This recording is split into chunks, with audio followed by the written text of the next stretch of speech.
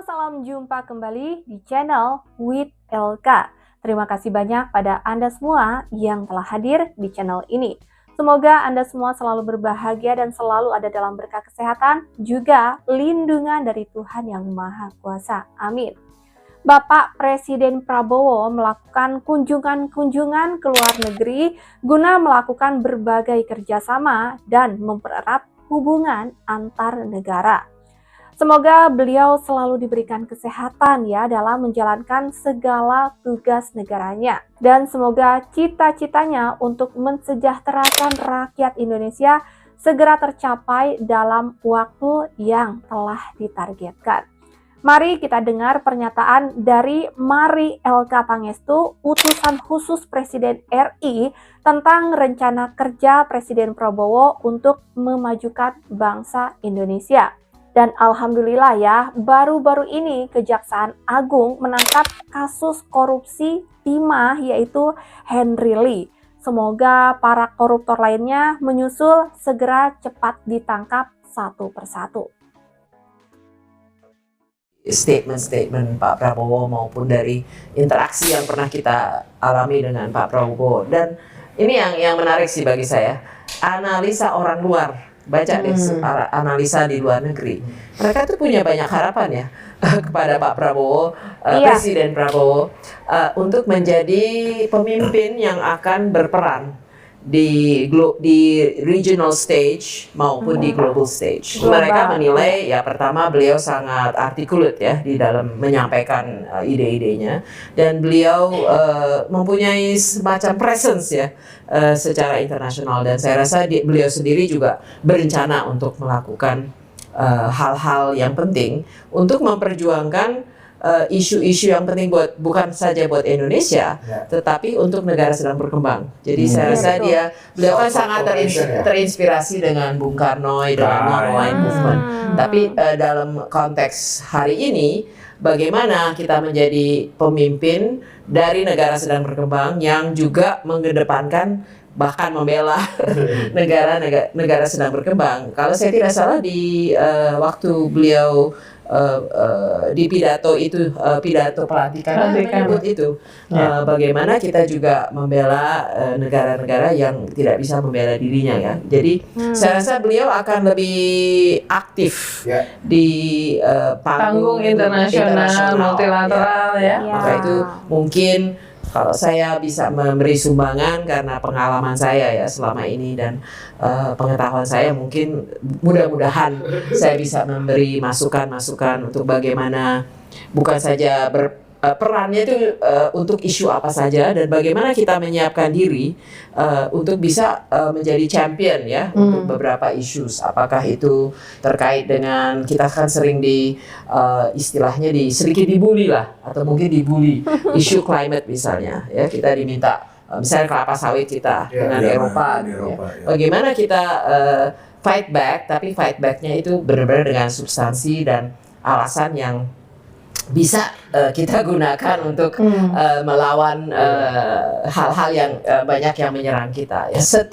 Kita harus menyadari saja bahwa setiap leader itu stylenya beda dan kalau Presiden Joko Widodo memang dari segi hubungan keluar negerinya tuh lebih mementingkan bagaimana kita bisa mendapat investasi ya, mendapat proyek, termasuk waktu G20 pun yang ditekankan apa yang bisa kita dapat sebagai Indonesia jadi tuan rumah. Tapi itu kan style beliau ya. Nah kalau kita lihat stylenya Presiden Prabowo, dia memang ingin menurut saya ya berperan berperan di panggung regional maupun global, dan beliau mempunyai kapasitas yang cukup besar ya untuk itu, baik dari segi pengetahuannya maupun dari segi gayanya ya. Kalau kita bilang soft power ya, dia sangat mengengage dengan berbagai leader. Bayangin dia udah ke berapa negara ya, sebelum dia jadi presiden pun dia sudah mengunjungi banyak negara ke Cina, Albania, ke Rusia. Ya jadi dia memang ingin mempraktekkan 1000 Friends ini ya, dengan ya tujuan pertama pertama menurut saya ya untuk menjadi leader yang dianggap kita Indonesia dianggap dan leader di dalam berbagai platform, tapi juga untuk membangun hubungan ya.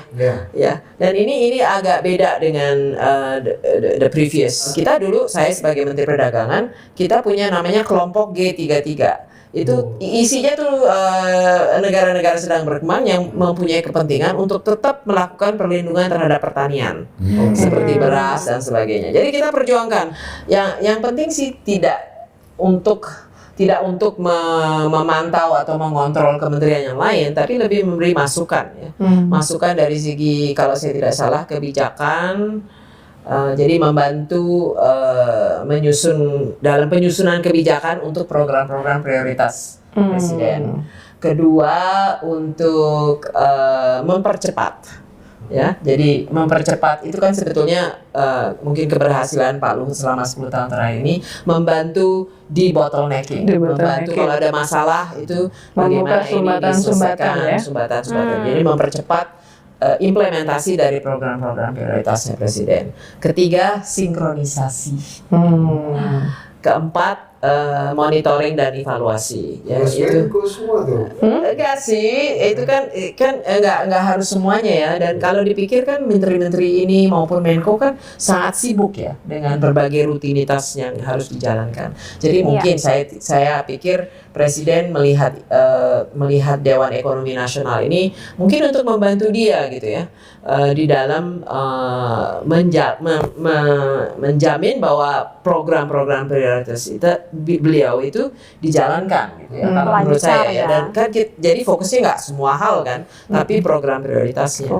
Jadi ini sebetulnya modelnya adalah National Economic Council yang ada di White House ya. Kombinasi itu dan apa yang dulu mirip-mirip UKP 4 zaman dulu itu kan sebetulnya modelnya dari Tony Blair. Tony Blair dulu itu punya Prime Minister's Delivery Unit. Ya, dalam arti dia ini program 4 program prioritas saya mau terjamin ini berjalan gitu. Jadi pertanyaan besarnya ketika melihat kabinet yang total 109 orang ini kan adalah span of control ya. Bagaimana mengelola mereka semuanya. Dan itu masih pertanyaan besar, apakah Presiden Prabowo akan punya kemampuan, tapi mestinya punya kemampuan lebih baik karena dia punya pengalaman commander ya, itu kan advantage mestinya. Terus mungkin karena itu juga Pak Prabowo juga merasa perlu kayak semacam teman untuk ngomong, untuk yang tahu sudah berpengalaman, termasuk Pak Luhut lah. Kan kita sama-sama waktu kita wawancara Pak Luhut kan, ini Pak Luhut kan gajah karena tinggi di Akmil kan, badannya tinggi besar kan, dan Pak Prabowo menyebut dia sebagai gajah muda. Ya, sebagai gajah muda, kemudian utusan ini semakin kelihatan keinginan dari Pak Prabowo at least ya di awal-awal pemerintahan untuk ada keberlanjutan ini, supaya karena dia butuh data-data, butuh orang-orang yang paham tentang apa yang terjadi, dan juga ini orang yang sudah kenalan lama, sudah bersahabat lama, sehingga dia punya tempat untuk bertanya, berdiskusi.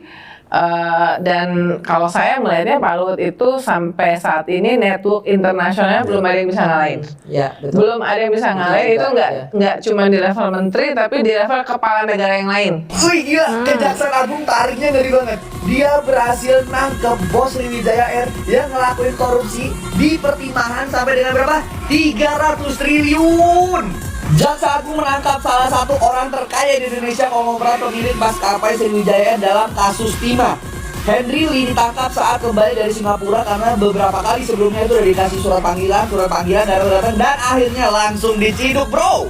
Kabarnya beliau ini yang membiayai proses pembelian mesin untuk melebur biji timah ilegal. Yang kedua, beliau juga membuat perusahaan boneka di mana untuk menyelundupkan hasil biji timah dari timah ilegal yang merugikan negara sampai dengan 300 triliun. Kalau ngomongin soal pertambangan di Indonesia ini rame banget. Apalagi ada video lagi viral masalah tambang minyak ilegal yang diupload sama salah satu akun. Ini video yang lagi ramai kemarin di mana nih salah satu tambang minyak ilegal yang ada di daerah Sumatera yang diupload oleh sebuah akun yang isi captionnya kayak gini. Bapak Kapolri harus tahu ini adalah sarang mafia penyulik minyak ilegal di desa Bayak Ilir Musi Baju Asin. Ini baru satu sampel tempat Pak, sedangkan ini ada banyak sekali tempat penyulikan minyak ilegal. Aparat di sini pada tutup mata karena apa Pak? Bapak sudah pasti tahu lah, kami sudah capek lapor dengan mereka, bahkan informasi ada anggota juga yang ikut bermain dengan minyak ilegal. Nah ini PR Pak Kapolri nih, jadi video ini harus sampai ke Pak Kapolri biar ditindak nih. Kemarin kan sempat viral di daerah timur tuh, masalah polisi yang dipecat gara-gara mengungkap tentang mafia minyak. Nah apakah aparat ini terlibat lagi? Kalau lo pengen tahu video lengkap masalah minyak ini, cek aja di video tadi ada namanya, dan kita kawal semoga itu abang admin yang ngelaporin itu tetap aman. Dan video ini harus viral sih, karena itu mafia gue yakin gede banget. Nah tugas kalian buat ngeviralin biar Pak Kapolri ngeliat, dan nanti Pak Prabowo balik dari luar negeri nih, untuk kasus ke-up. Oke? Iya, kita doakan ya, semoga program-programnya Presiden kita Bapak Prabowo Subianto ini berjalan dengan lancar, karena negara-negara lain ini sepertinya sudah banyak sekali berharap kepada Indonesia di bawah kepemimpinan Bapak Presiden Prabowo ya. Dan juga sudah banyak sekali ya ini koruptor-koruptor yang tertangkap, dan semoga satu persatu semuanya akan terungkap dan juga tertangkap ya. Jadi hati-hati bagi Anda para koruptor, jangan lari kemana-mana. Sampai di sini with LK, temani waktu Anda. Semoga menjadi informasi yang bermanfaat dan menarik untuk Anda simak. Sampai jumpa lagi di next video. Terima kasih banyak.